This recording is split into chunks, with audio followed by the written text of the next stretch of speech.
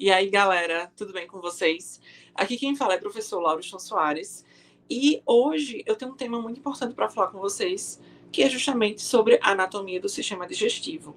Então, se você gosta desse tipo de conteúdo e quer vir comigo revisar esse conteúdo, eu sugiro que você se inscreva aqui no meu canal e já deixe o seu like e deixe aqui nos comentários quaisquer dúvidas que vocês tenham a respeito sobre essa temática, porque a partir daí eu vou discutindo com vocês nos comentários. Então, o vídeo de hoje é justamente para que a gente consiga falar um pouco a respeito dos aspectos gerais do aparelho digestivo e, consequentemente, trazer um pouco de informações que são correspondentes à fisiologia desse sistema, né? Então, o sistema digestivo, o aparelho digestivo, ele inicia na boca.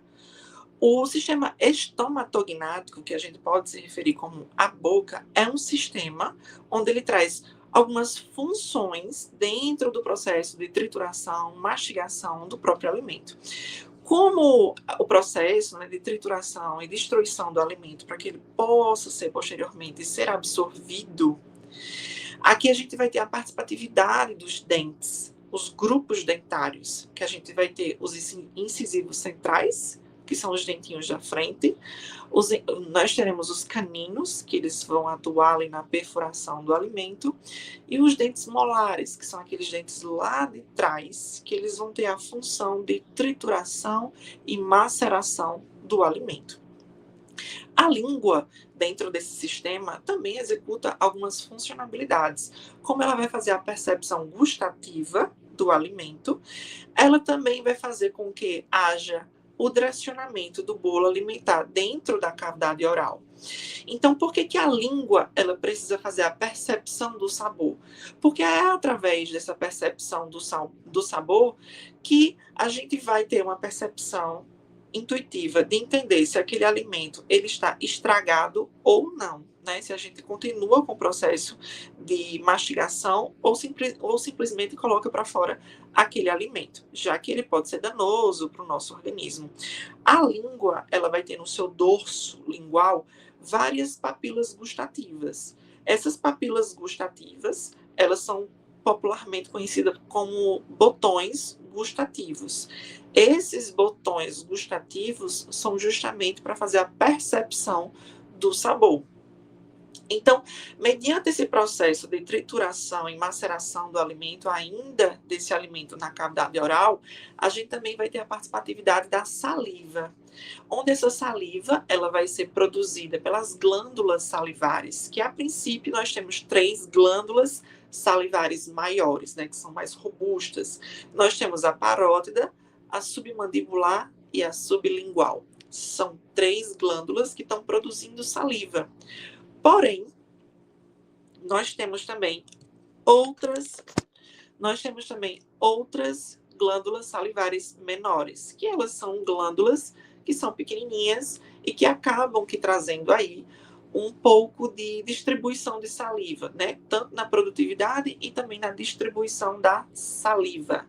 Então, nós temos 2 grupos de glândulas salivares, as glândulas salivares maiores e as glândulas salivares menores. As glândulas salivares menores, por elas serem muito pequenininhas, elas conseguem ser extremamente distribuídas, espalhadas na cavidade oral. Já as glândulas salivares maiores, nós só iremos ter 3, que é a parótida, submandibular e sublingual. Entretanto, você tem que se lembrar que, por mais que eu diga que são 3 glândulas salivares maiores, nós temos que lembrar que temos no lado direito e no lado esquerdo. Então, são 2 glândulas parótidas, 2 submandibulares e 2 sublinguais, porque uma está no lado direito e a outra está no lado esquerdo. Diante dessa produtividade de saliva, nós temos as propriedades da saliva. A saliva ela vai ter imunoglobulinas para proteção dos próprios dentes contra bactérias que fazem o desenvolvimento das lesões cariosas, ou seja, da cárie, né? Então, a saliva ela vai ter imunoglobulinas para proteger os dentes. Além disso, a saliva executa uma função primordial de fazer com que haja o processo de umidificação do alimento, né? Deixar ele mais molhado para que ele consiga passar pela próxima etapa, esse bolo alimentar, ele passe pela próxima etapa, que é se adentrar ao esôfago. Entretanto, na saliva, nós também temos outra estrutura. Na saliva, nós vamos ter uma enzima. Essa enzima é chamada de amilase salivar. Essa amilase salivar, ela tem como principal função fazer com que seja iniciado o processo degradativo dos carboidratos, que são as fontes primordiais de energia que o nosso corpo requer, né? O nosso corpo, ele tem vários tipos de propriedades para conseguir energia. Nós temos, a princípio, os carboidratos. Quando os carboidratos acabam, o nosso corpo utiliza lipídios como fonte de energia. Para quem não sabe, os lipídios, eles são a gordura, o tecido adiposo. E se por acaso o nosso corpo ele não tenha gordura, ele não tenha alguma coisa que tenha ali com propriedade de fazer armazenamento de energia, ele vai utilizar as proteínas. Só que isso só acontece em casos extremos, em casos em que o organismo ele não tem nenhum tipo de fonte energética. Porque as proteínas, elas são utilizadas para que haja produtividade de células imunológicas, por exemplo. Então, isso só acontece em casos extremos.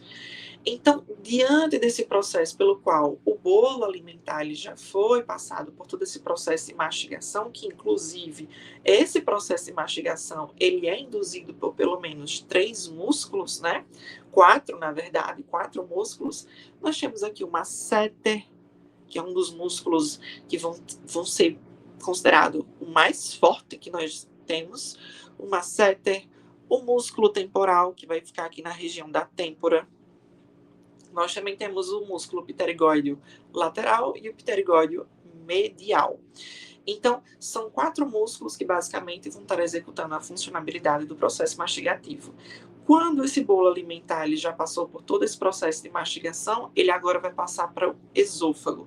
E esse esôfago, ele é considerado um tubo de conexão entre a cavidade oral e o estômago. Esse esôfago que vocês estão vendo aí na imagem, né, que é como se fosse um tubo, esse tubo, que é chamado de esôfago, ele vai direcionar o bolo alimentar diretamente para o estômago. Como é que ele vai direcionar?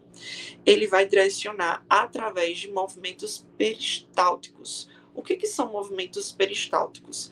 São movimentos unidirecionais para direcionar esse bolo alimentar diretamente para o estômago. Isso quer dizer o quê? Quando eu descrevo que é unidirecional. Significa dizer que esses movimentos peristálticos, eles não podem regredir, ou seja, fazer com que o alimento volte para a cavidade anterior. Esses movimentos peristálticos, eles só vão ser direcionados para um caminho. Ou seja, esse bolo alimentar, sem sombra de dúvidas, ele irá ser direcionado para o estômago. E ao chegar no estômago, nós podemos descrever que nos livros vai ser dito que o estômago ele tem o formato de J, da letra J. Então, é justamente no estômago, como vocês podem ver na imagem, o estômago ele vai ser basicamente um espaço de armazenamento do alimento para que ele possa ser destruído através da atuação do ácido clorídrico, né, para destruição principalmente das proteínas, né, captação e absorção das proteínas, e também é onde o bolo alimentar ele vai ser misturado com esse ácido clorídrico.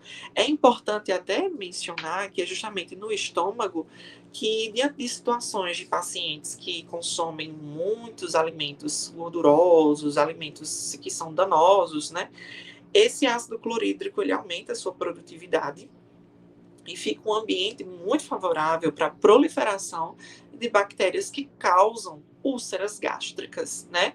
Que é aquela H. pylori, muitos de vocês já devem ter ouvido falar sobre essa bactéria que causa alguns probleminhas no estômago, como um certo desconforto, uma azia, uma dor estomacal, né? Isso é devido à proliferação exacerbada dessa bactéria, que é a H. pylori. Quando esse alimento que já foi triturado e agora ele também já passou por um processo de ácido, ele agora vai para uma região que tem formato de C, que a gente pode descrevê-la como duodeno. O que é o duodeno? O duodeno já é a parte inicial de todo esse processo que vai se adentrar ali no intestino. Então, o duodeno, ele vai ter um formato de C e ele vai ter uma conexão direta com o pâncreas. O pâncreas é essa estrutura amarelada que vocês estão vendo logo abaixo do estômago. O que é o pâncreas? O pâncreas, ele é considerado uma glândula mista, que ele tanto vai ter suas atribuições que estão relacionadas com o sistema endócrino e o sistema digestivo. Mas o que o pâncreas faz? O pâncreas, ele libera insulina e glucagon, que são hormônios para fazer com que o açúcar se adentre nas células ou, diante de uma situação de um jejum muito prolongado, o glucagon, que é outro hormônio que é liberado no pâncreas, ele tire o açúcar de dentro das células para que esse açúcar ele seja desenvolvido para a criação de energia, né? Para manter o organismo ainda vivo. Além disso, o pâncreas, ele atua na liberação do suco gástrico, né? O suco pancreático, na verdade, né? E esse suco pancreático vai estar atuando diretamente no duodeno. Quando esse alimento ele está passando pelo duodeno, os movimentos peristálticos ainda estão acontecendo. E aí a gente ainda vai ter a atuação do fígado, que também é considerado uma glândula mista. Então, o que o fígado vai fazer? Dentre tantas atribuições que o fígado faz, o fígado ele vai ter uma atuação na liberação e produção de bile. Ele vai produzir a bile, consequentemente a vesícula biliar, que é outra estruturazinha que está compacta ao fígado, vai fazer com que haja o caminho para a bile percorrer até o duodeno. Mas o que a bile faz? A bile, ela é uma estrutura que vai ser produzida pelo fígado que vai ter uma atuação muito semelhante ao que o detergente faz, que é tirar toda aquela gordura, limpar, vamos dizer assim, vai limpar aquela parte do duodeno para, consequentemente, receber outros alimentos. Então, o fígado ele atua, o pâncreas também atua, ambos os dois sendo considerados uma glândula mista, que é onde ela vai ter tanto atribuições que sejam exócrinas ou endócrinas. Então, quando o alimento ele passa pelo duodeno, ele agora irá se adentrar ao intestino delgado. Diante disso, nós iremos descobrir, né, que existem pelo menos dois tipos de intestino. Existe o intestino delgado e existe o intestino grosso, que a gente ainda vai entender um pouco sobre isso. O intestino delgado é esse que está mais centralizado. Esse intestino delgado, ele acaba aqui tendo entre 7 a 8 metros. E como é que ele cabe dentro ali da cavidade abdominal? Ele cabe porque ele está totalmente enovelado, né, compactado, como se fosse um papel higiênico, né? Um papel higiênico não tem vários, né, metros, então é na mesma analogia. O intestino ele está totalmente compactado, enovelado, né, fazendo com que ele consiga caber dentro da cavidade abdominal. E é justamente no intestino onde a gente vai ter a absorção de água, a gente já vai começar esse alimento a passar por um processo, né, daquilo que o organismo não conseguiu aproveitar, todos os resquícios, eles serão agora transformados em fezes para que posteriormente eles sejam liberados, né? Sejam evacuados, melhor dizendo. Então, esse intestino ele vai ter vários metros, né? Entre 7 a 8 metros. Diante dessa situação, esses resquícios alimentares, agora a gente fala dessa maneira, ele irá se adentrar ao intestino grosso. E é importante mencionar que no intestino grosso a gente vai encontrar o apêndice vermiforme. O que é o apêndice? Qual a função que o apêndice ele pode executar no nosso organismo? O apêndice é basicamente uma estrutura muito particular, pequena, diga-se de passagem, mas ela acaba sendo um espaço de armazenamento de algumas bactérias que vão favorecer na flora intestinal, né? Diante de algumas nuances de situações particulares, esse pâncreas ele pode passar por um processo inflamatório e, por fim, estourar. Mas, normalmente, o pâncreas ele fica ali, quietinho na dele, incluindo ele também tendo uma participatividade direta ao que se trata da anatomia do sistema linfático. Então, se você tem dúvidas a respeito sobre o sistema linfático, eu sugiro que você assista a minha playlist que corresponde ao sistema linfático. Então, diante disso, esses resquícios alimentares, eles não vão se adentrar no pâncreas, né? Então, aqui a gente vai observar que esses resquícios alimentares, eles vão se adentrar no intestino grosso, e esse intestino grosso, ele vai ter ali cerca de 1,5 metros. Então, esse intestino grosso, ele vai ser dividido em algumas proporções, como a gente pode descrever isso como colo ascendente, né, que é essa porçãozinha que está ascendendo, colo transverso, e o que é importante mencionar é que diante de uma situação onde o paciente ele faz, por exemplo, uma radiografia, a gente já consegue ver fezes formadas no colo transverso, né? É importante a gente lembrar desse conceito, porque se de repente a gente observar algum tipo de estrutura diferenciada sendo encontrada na radiografia do colo transverso, a gente tem que ter em mente que pode ser, por exemplo, as fezes que já estão formadas desse paciente já estão sendo direcionadas para que ela seja eliminada. Depois do colo transverso, nós iremos ter o colo descendente, colo sigmoide, reto e ânus, que é a proporção final de todo o processo da anatomia do sistema gastrointestinal. Então, é justamente nessa ocasião que a gente pode observar algumas particularidades. Por exemplo, se o paciente, por algum motivo, não está evacuando, o que acontece? Por algum motivo, ou ele está prendendo demais, ou ele está passando por algum tipo de patologia que o impeça de ir ao banheiro. Então, o que acontece? Essas fezes, elas ficam presas e se por acaso esse indivíduo, ele ainda acopla com a situação de não beber água, o organismo ele vai tentar absorver água de algum canto. E onde vai ter água? Nas fezes. Então, as fezes elas vão ficando mais ressecadas e dificultando ainda mais o processo de saída delas. Então é isso, pessoal. Eu espero que vocês tenham gostado dessa revisão de hoje, que fala a respeito da anatomia do sistema trato gastrointestinal. E eu aguardo vocês no próximo vídeo. Até mais!